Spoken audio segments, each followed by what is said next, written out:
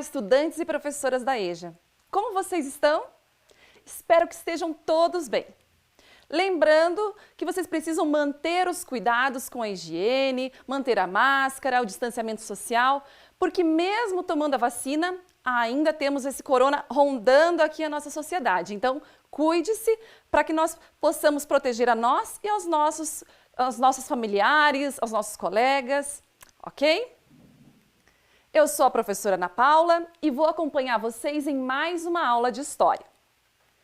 Para começar, eu vou ler um pensamento com vocês que dará início ao nosso tema da aula de hoje. Vamos lá? Educação não transforma o mundo. Educação muda as pessoas, pessoas transformam o mundo. Essa frase é de Paulo Freire, um grande educador do nosso Brasil. Ele traz a importância da educação para a sociedade em geral. A educação, ele transforma as pessoas e as pessoas transformam o mundo em que vivem. Por isso é tão importante você, estudante da EJA, ter voltado à escola, estar aprendendo para poder mudar a sua realidade e a realidade de todos aqueles que cercam a você. Continuando nesse tema de educação, vamos recordar um pouquinho do que nós vimos na aula passada? Na aula passada, nós vimos um pouco mais a respeito do direito à educação. Vimos quem tem direito a receber a educação, a frequentar a escola. Vimos que a lei, a Constituição de 1988, traz que todos os cidadãos têm direito de frequentar a escola, de forma gratuita e com qualidade. Vimos também um pouco da educação ao longo do tempo, como é que os outros povos se organizavam quanto à educação, como era a organização da escola, quem podia frequentar, quem não podia. E a gente percebeu que isso mudou muito ao longo do tempo. Havia um período que somente os meninos podiam estudar, depois as meninas também obtiveram esse direito. Houve um período que somente aqueles que tinham mais dinheiro, que eram de uma classe social mais elevada, poderiam estudar. E as pessoas de uma classe um pouco mais baixa tinham que estar estudando para que pudessem ser profissionais dentro de uma fábrica. Hoje a gente sabe que isso mudou bastante. E hoje, na aula de hoje, nós vamos ver um pouco de como eram essas escolas antigamente, quanto ao seu material, quanto ao seu uniforme, quais eram os instrumentos que eles utilizavam. Tenho certeza que vocês lá de casa também vão poder contribuir bastante nessa aula com as experiências que vocês obtiveram ao longo da vida de vocês. Então, para começar, eu peço para que vocês peguem o caderno e anotem a disciplina de hoje, que é a disciplina de História, a data que vocês estão assistindo a essa aula e o tema da aula de hoje, que é Direito à Educação.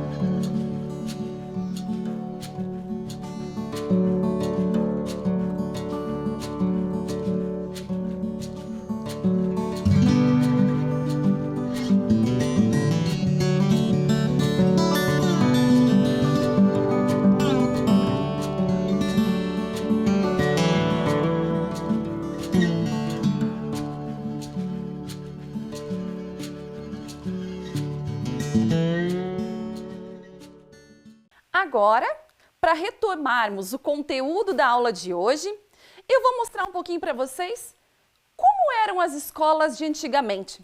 Será que utilizavam os mesmos materiais, os mesmos uniformes? Vamos ver um pouquinho como é que as escolas se organizavam? Então vamos fazer um comparativo das escolas de antigamente e as escolas de hoje. Primeiramente, vamos dar uma olhada agora nas imagens. Uma sala de aula lá de antigamente. Vejam ali a primeira imagem. A primeira imagem traz as carteiras que eram de madeira. Normalmente elas estavam unidas, a cadeira e a carteira.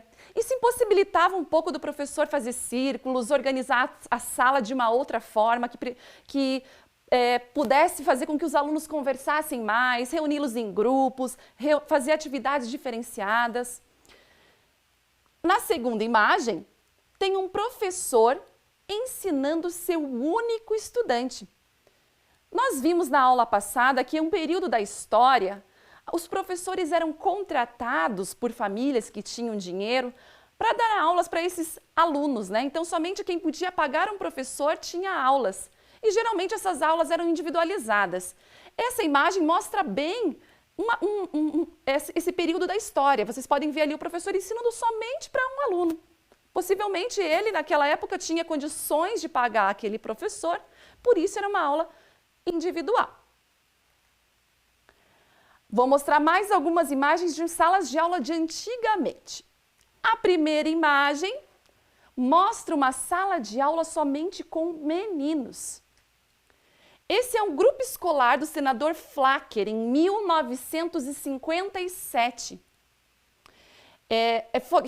Essa foto está exposta na Fundação Pró Memória de São Caetano do Sul, em São Paulo. Então, teve um período na história, como nós já conversamos, que somente os meninos recebiam a educação, poderiam ir à escola. E essa foto retrata bem essa época. Já a segunda imagem mostra uma sala de aula somente de meninas. Essa imagem não tem uma identificação do local, mas ela era do ano de 1955 também. Naquela época, meninos ficavam em uma sala e meninas ficavam em outra.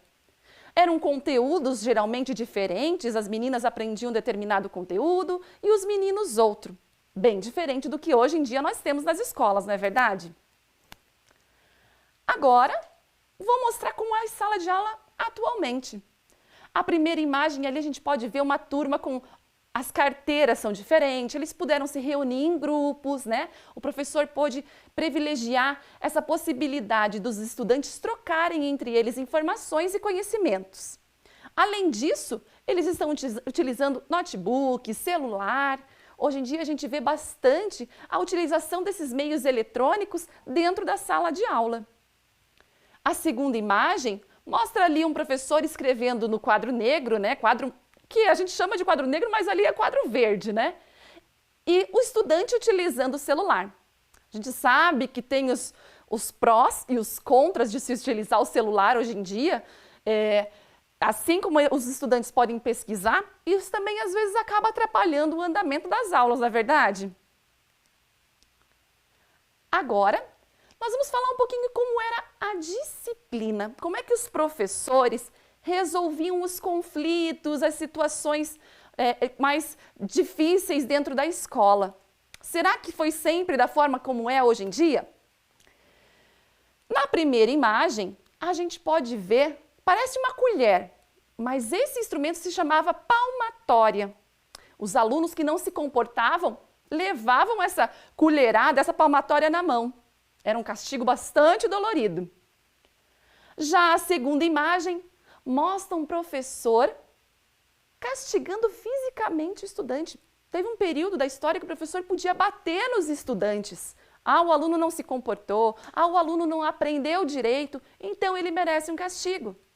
Não foi nada legal, né? Muitas crianças às vezes se traumatizavam, criaram várias aversões, inclusive à escola, porque foram castigados. Já a terceira imagem mostra um período em que os professores colocavam seus estudantes sentados, ajoelhados no milho, como uma forma de castigo por também não terem feito corretamente as atividades ou feito bagunça em sala de aula. E a última imagem mostra um estudante com o rosto colado na parede. A continha lá, 2 mais 2 igual a 5, ele errou. E aí ele teve que cumprir esse castigo, que foi vexatório, né? Você imagine um estudante colado com o rosto na parede em uma sala de aula na frente de todos os outros colegas. Esses castigos hoje não são admissíveis, não é verdade? Hoje em dia a disciplina é tratada de outra forma. Como nós podemos ver nas imagens, a conversa é a base de tudo. Quando nós temos qualquer situação dentro da escola, ou os estudantes são chamados para conversar, ou então os seus responsáveis.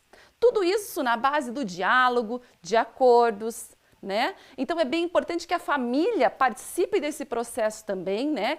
Para os estudantes lá mais novos, participem dando orientações juntamente com os professores, com a equipe pedagógica, né? Para que a gente possa conquistar uma autonomia nas atitudes desse estudante, para que ele consiga perceber aonde ele está errando, o que ele precisa melhorar, mas não de forma a castigar ele com castigos físicos ou até às vezes com agressões verbais, né? Então hoje em dia a gente pode ver que tudo é resolvido na base do diálogo.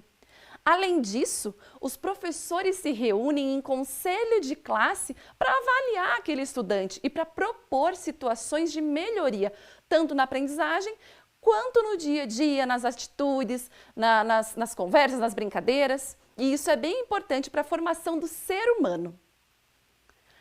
Agora eu vou mostrar para vocês como eram os uniformes de antigamente. Na primeira imagem, mostra lá, na década de 1960, o uniforme da EMF, Escola de Ensino Fundamental, desembargador Teodomiro Dias, tinha gravata para meninos e meninas. Esse uniforme ele era mais do estilo social. Ele não era nada confortável, né? Mas eles utilizavam isso para deixá-los identificados àquela escola, né? Para ser a identificação àquele local que eles estudavam. Era um uniforme bastante social, né? Não podiam fazer muitas atividades físicas, né? Porque imaginem, as meninas estavam de saia, as camisas eram engomadas, então não se tinha aquela possibilidade de praticar outras atividades mais corporais, né? Praticar educação física, os estudantes não podiam brincar na hora do recreio. Então, hoje em dia a gente sabe que não é mais assim. A segunda imagem mostra lá, esse era o uniforme diário usado no início do século passado pelas estudantes do Colégio Nossa Senhora do Sion, em São Paulo. A cobertura do corpo era bem grande, vestida até os tornozelos e mangas compridas. Sobre isso, um avental. Essa escola em específico recebia apenas meninas. E para não mostrar partes do corpo feminino, eles utilizavam esses uniformes bem longos até o tornozelo, ou então cobrindo cobrindo os braços, né, com vestidos até com a manga comprida. Isso para não mostrar o corpo da mulher, né? As curvas do corpo da mulher, então eles cuidavam bastante com isso. Já hoje em dia, como é que é? Hoje nas escolas de ensino fundamental e médio, os estudantes utilizam uniformes mais confortáveis, que eles podem praticar esportes, que eles podem ter uma mobilidade maior, né? Possibilitando a interação entre eles. Existem vários tipos de uniforme, né? Tem alunos que preferem ir com calça, com bermuda, a menina tem o short saia para utilizar, são vários tipos de camiseta. Tudo isso fazendo com que o aluno sinta-se mais à vontade dentro da escola, né? Porque antigamente, às vezes, eles ficavam um pouco mais acanhados, sem poder fazer movimentos maiores, né, dentro da escola. Então, agora, com esses uniformes mais confortáveis, fica mais tranquilo para o estudante estar na escola. Passando agora para o material escolar. Será que eles eram parecidos com o que nós temos hoje? Vamos ver? Olhem ali, a lancheira escolar. Olha como ele era antigamente. Ela era em formato de um baú. Ele era um pouco maior, mas a maioria dos estudantes utilizavam esse tipo de lancheira.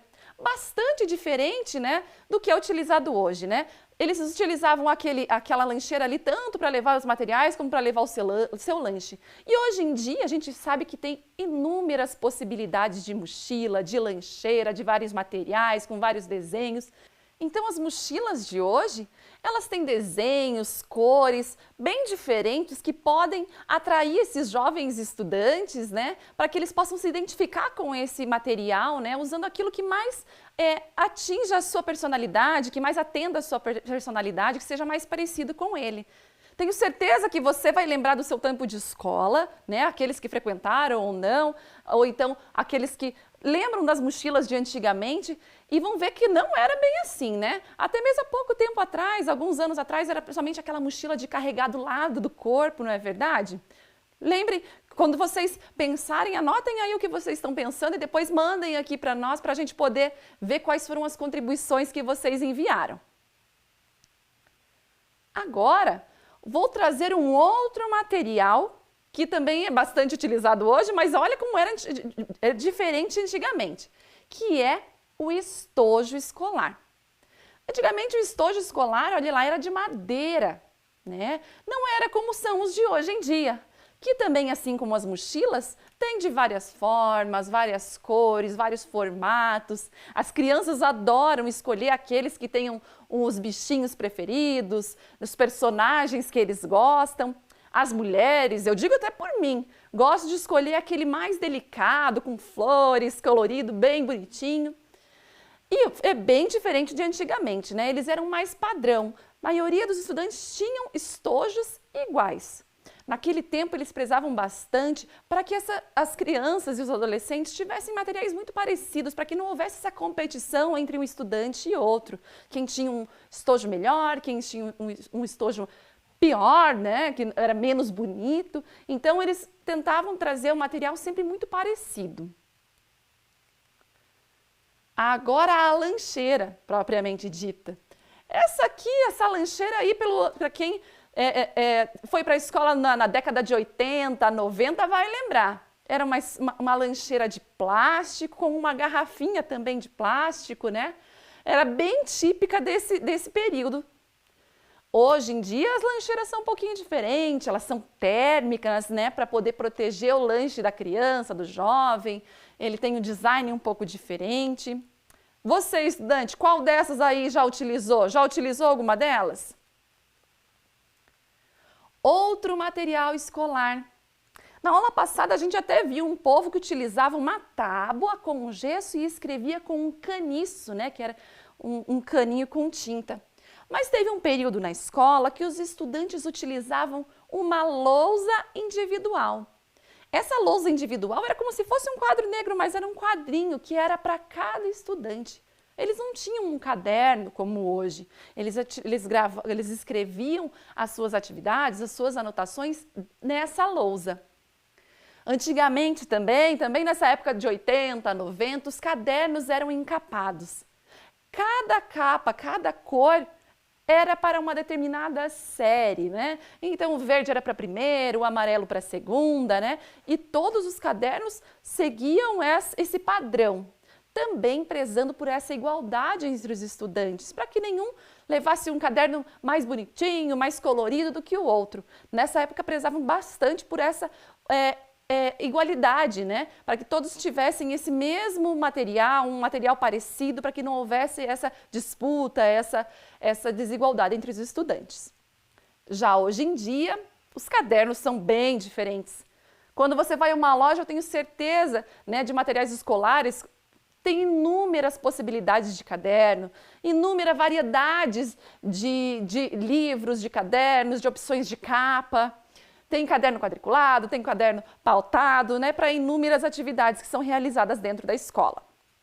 Outro material que também é bastante utilizado aqui a gente tem os tablets, né? Mas não necessariamente só os tablets. Hoje em dia os estudantes também utilizam o celular, os notebooks, para poder registrar os seus conteúdos, para poder registrar suas anotações durante as aulas.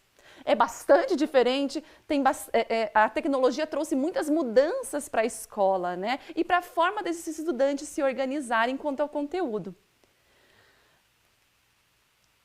Outro material escolar que era utilizado antigamente, e alguns de vocês vão lembrar, é a Enciclopédia Barça. Hoje, tudo que a gente procura lá no Google, do celular, antigamente a gente procurava tudo na Barça, que é uma espécie de dicionário, mas que além do significado da palavra, ele contextualizava aquela informação. Então, para cada letrinha do alfabeto tinha uma Barça diferente e eles procuravam ali, pesquisavam suas atividades, faziam pesquisa e trabalhos escolares, geralmente aqueles trabalhos que eram apresentados em cartazes, com cartolina, né? Antigamente também, muitos de vocês vão lembrar, que lá no período de alfabetização era utilizado uma cartilha, que era a cartilha do caminho suave. Essa cartilha mostrava como ler e escrever, ele mostrava desde o beabá. Fazia a junção das letrinhas, né? Era uma cartilha bastante tradicional, que tanto ensinava a alfabetização, como também ensinava o traçado das letras, trazia algumas atividades de caligrafia. Hoje não são tão utilizados, né? Inclusive a cartilha hoje já não está mais em uso. Hoje nós trabalhamos com uma outra forma de alfabetizar esses estudantes. Hoje em dia, esses materiais já não são mais usados, né? Quando se faz uma pesquisa, o estudante vai até o laboratório de informática, acredito que vocês também façam isso dentro da escola de vocês, não é verdade? Pesquisem dentro do Google, façam pesquisas no YouTube, procuram informações relevantes para o conteúdo que vocês estão aprendendo dentro da escola. Olha, aqui na segunda imagem da atualidade, tem um estudante vendo um vídeo de um professor, assim como vocês estão fazendo em casa, assistindo uma videoaula. Essa é uma possibilidade que a tecnologia trouxe aos estudantes e à escola, de forma a aprimorar essa educação e essa possibilidade de que todos os estudantes tenham o conhecimento de forma com bastante qualidade e também em casa, nesse período de pandemia. Agora, vamos para a hora da atividade. Essa atividade que nós vamos fazer agora é um jogo. E eu vou precisar da participação de vocês aí em casa para a gente descobrir o que era da escola de antigamente e o que é agora das escolas de hoje em dia. Vamos lá?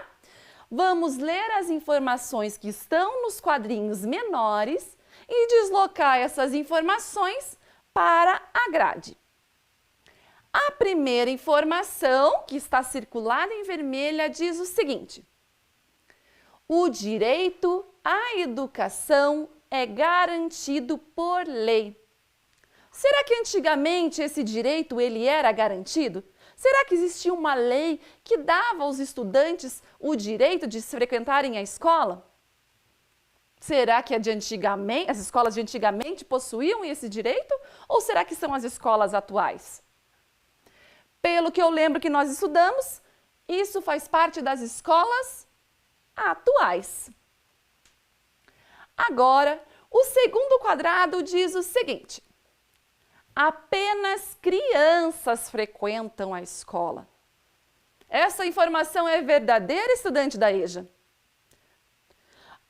Atualmente, todas as pessoas em diferentes idades podem frequentar a escola, sendo elas crianças, jovens, adultos ou idosos. Todos têm direito a frequentar a escola. Então, essa afirmação que apenas crianças frequentavam a escola faz parte das escolas de antigamente. Estamos preenchendo a tabela. Vamos ver as próximas afirmativas. Sala somente com meninos. Será que essas salas somente com meninos são das escolas de antigamente ou das escolas de hoje? O que você acha? Será que hoje em dia tem sala só de meninos? Até tem, mas hoje em dia o normal é que meninos e meninas estejam todos juntos. A educação é igual para todos, todos recebem o mesmo conhecimento. Então, a sala somente com meninos faz parte de uma escola de antigamente. Agora, a próxima afirmativa. Os estudantes pesquisam na internet.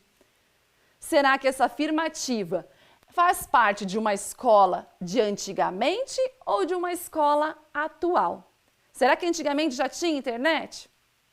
Não, né? A internet, ela começou a ser utilizada nas escolas há pouco tempo, né?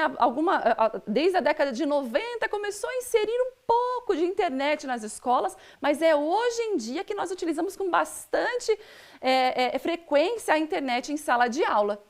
Então, faz parte das escolas atuais.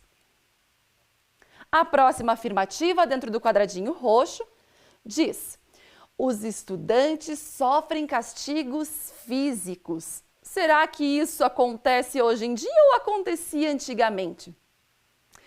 Hoje em dia isso é proibido. Nenhuma criança pode passar por esse tipo de castigo, né? Então isso só acontecia nas escolas de antigamente. Vamos preencher a tabela? E o último quadradinho diz o seguinte: os uniformes são confortáveis. Lembram do que nós vimos anteriormente? Os uniformes que aqueles estudantes usavam, né, antigamente, não era muito confortável. Eles utilizavam mais roupas sociais, camisa, gravata, saias ou então aqueles vestidos longos. Como nós falamos, nós conversamos, eles não eram muito confortáveis para as práticas desenvolvidas na escola. Então, os uniformes hoje em dia é que são confortáveis. Nós vimos ali uma variedade de possibilidades de uniformes, né? Longos, curtos. Então, essa última opção vai ficar na grade dentro das escolas atuais. Muito legal, não é verdade? Vamos para a próxima? Agora, depois de tudo isso que nós vimos, eu vou pedir para que você faça um registro no seu caderno. E vocês vão responder a seguinte pergunta: quando você era criança, como eram as escolas? Eu sei que muitos estudantes da EJA às vezes não passaram pela escola, né? Mas outros passaram. Você que não passou, com certeza você teve experiências lá na sua família, na sua comunidade, de como eram as escolas. E eu quero nesse momento que vocês registrem no caderno como eram essas escolas no tempo da infância de vocês. Vamos lá?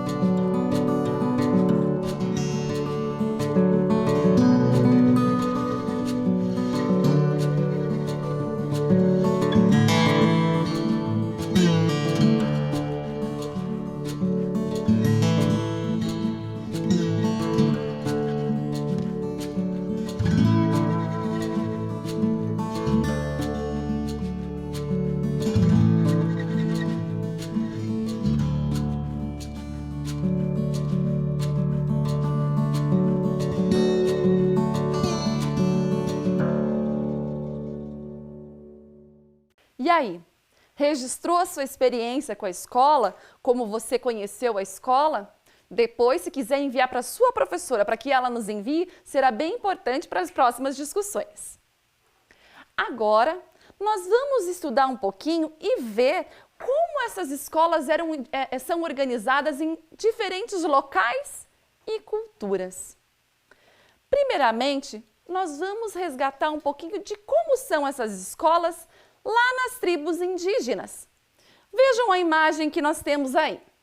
Essa é uma mulher chavante confeccionando cesto de palha de buriti, na aldeia Vederã, em Mato Grosso. Nas aldeias indígenas, o jeito de aprender é um pouco diferente.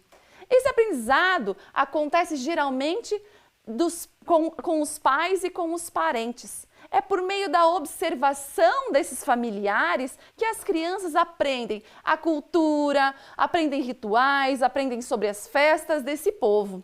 Então, os conhecimentos podem ser transmitidos durante as atividades do dia a dia ou em momentos especiais, durante os rituais e as festas. Agora vamos para outras informações sobre as escolas indígenas. Aí nessa imagem a gente vê ali as crianças, né, junto com um adulto. Eles estão descascando abóbora.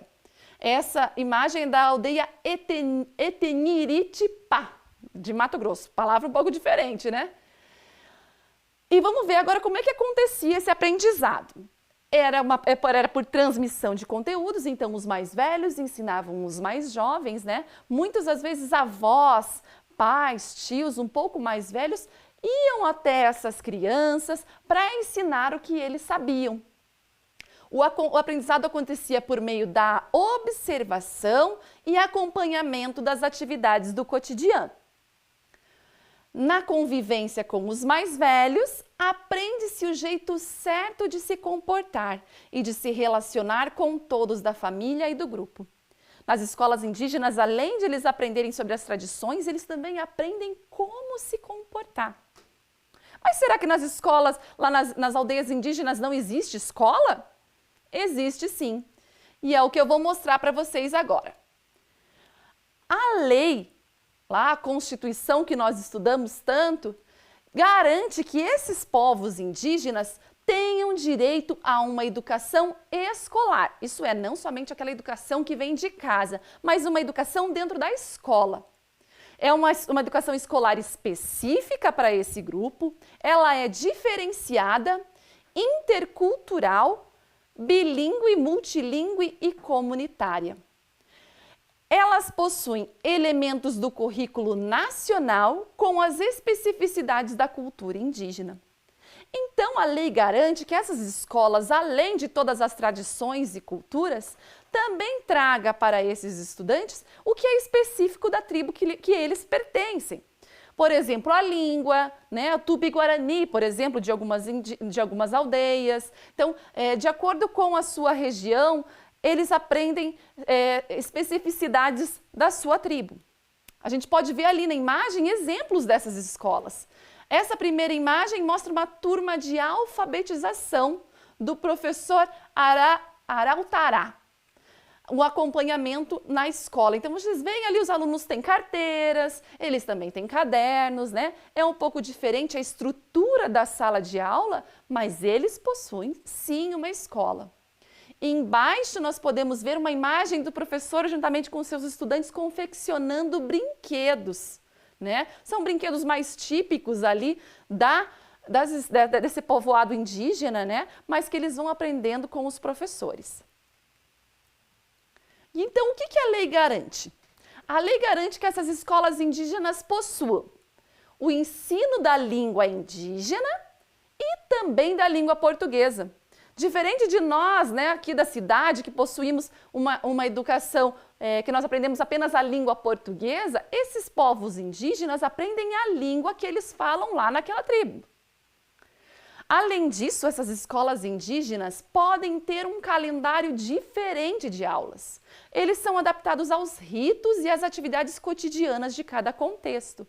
Então, por exemplo, em determinado período do ano, aquela tribo faz uma plantação. Então, eles podem organizar um calendário diferenciado para que eles possam manter aqueles rituais e também cumprir com a carga horária que a lei determina. Além disso, eles também têm, as escolas indígenas devem ter a transmissão dos conhecimentos tradicionais. Então, algumas festas, alguns rituais, a língua, então, eles são ensinados dentro da escola indígena e isso faz parte do currículo dessas escolas. Além disso, a participação da comunidade nas decisões da escola. Nós temos algumas escolas indígenas que somente o pajé, a pessoa maior dentro daquela tribo, é que determina quem serão os professores. E as escolas indígenas, sim, possuem essa autonomia para escolher quem é que vai dar essas aulas. Ali na primeira imagem, vocês podem ver as crianças dentro da escola dançando. E isso é uma tradição bastante comum, né? As danças circulares, as rodas, que são bastante comuns da cultura indígena. Embaixo, nós também podemos ver alguns estudantes fazendo trabalhos, né? Eles utilizam cadernos, livros que são oferecidos pelo governo, pelo município, né? Então ele não é tão diferente assim, os materiais não são diferentes dos que as pessoas da cidade utilizam. Eles utilizam materiais muito parecidos com as estudantes das escolas regulares. Agora que nós vimos a realidade das escolas indígenas, nós vamos ver a realidade das escolas de um povo chamado quilombolas. Vocês sabem o que significa esse nome? É um nome um pouco diferente, né? Eu vou ler para vocês o que são os quilombolas. Quilombo é um nome que se dá às comunidades formadas majoritariamente por remanescentes de fugitivos da escravidão no Brasil e no período colonial. Os quilombos eram comunidades criadas por escravos que às vezes fugiam de algumas fazendas, de alguns engenhos, né, contra todos aqueles castigos físicos que eles tinham, né? Então era um símbolo de resistência criar uma comunidade em meio à floresta para fugir dos seus donos, né? Porque antigamente eles tinham donos, então eles fugiam e criavam comunidades onde eles organizavam a sua forma de viver, longe de todos aqueles castigos e daquelas imposições de seus donos. Após a abolição da escravatura, quando não pôde mais existir escravos, né, os negros escravizados não tinham mais do que se esconder, mas suas comunidades, já tão organizadas, persistiram e seus descendentes continuaram vivendo ali. Juntaram-se a eles os escravos libertados pela lei, que ajudaram a formar pequenas sociedades negras nas áreas rurais de todo o Brasil. Então essas comunidades, mesmo tendo depois de 1888 havido a abolição da escravatura, essas comunidades continuaram a se manter, né? E inclusive existem até hoje. Estão ali sempre guardando suas culturas, as suas tradições, e eles também têm direito a uma educação diferenciada. Então, as escolas quilombolas têm um programa do governo que concede a elas a preservação dessas histórias dos quilombos. Além disso, o ensino nas chamadas escolas quilombolas, isso inclui o conteúdo escolar, que é do currículo tradicional, mas também destaca a explicação da formação dos quilombos na relação Brasil-África e da mistura da cultura africana com a brasileira. Então, esses povos continuam mantendo a tradição do seu povo, da sua comunidade, resgatando sempre como foi a história e a vida desses escravos aqui no Brasil, né? Resgatando essa importância de nós trabalharmos essa cultura e resgatarmos a história desse povo hoje em dia. E aí, estudante, muito legal a gente poder ver como é que esses povos se organizam quanto à educação, não é verdade? Eles têm as especificidades deles garantidas por lei, mas também ensinam o currículo comum, o currículo tradicional. Agora, eu vou pedir para que vocês respondam para mim lá no caderno de vocês a seguinte pergunta. Essa pergunta vai ser para finalizar a aula de hoje. Vamos lá?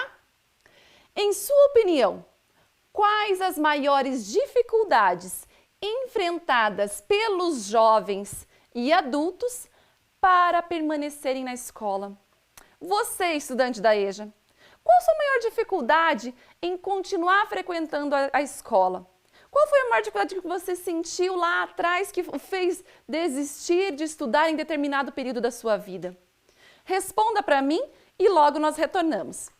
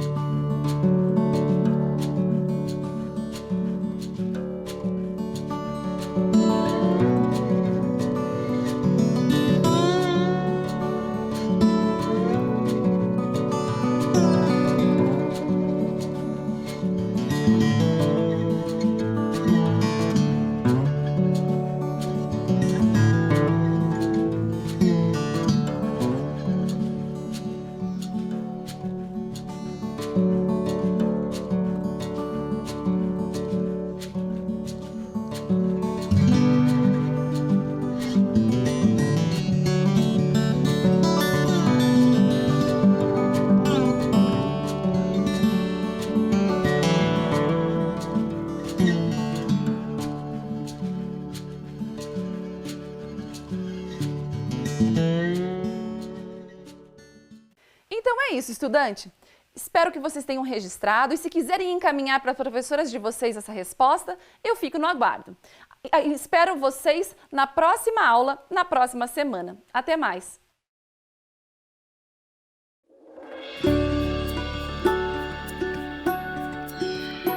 Oi, tudo bem com você? Comigo tá tudo ótimo. Eu sou a Amanda e eu vim aqui te dizer que estou muito feliz em saber que a gente vai se ver de novo. Mas antes, eu preciso te dizer algumas coisinhas, tá? A gente vai ter que manter alguns cuidados super importantes para voltar para a escola com segurança, né? Olha só, antes de sair de casa, é importante que você esteja pronto, com álcool em gel nas mãos,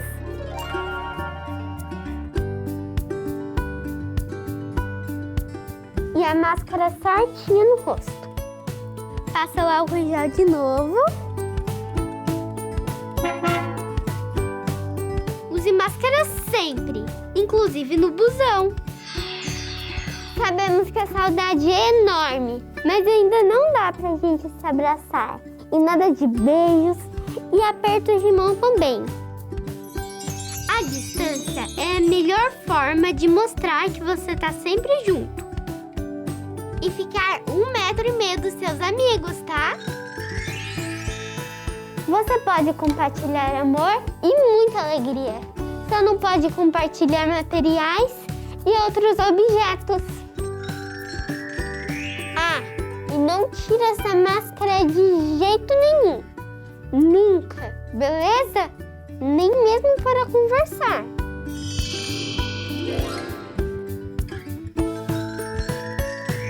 Eu quero muito ver você aqui, mas se tiver algum sintoma, pode ser corona, hein?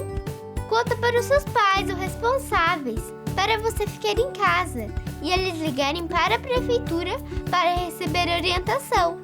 Não esquece que é importante avisar a escola, tá? E com esses cuidados simples, a gente vai conseguir fazer da nossa escola um ambiente acolhedor e seguro. Porque aprender com cuidado é o que nos move. Nós vivemos numa cidade movida pela educação.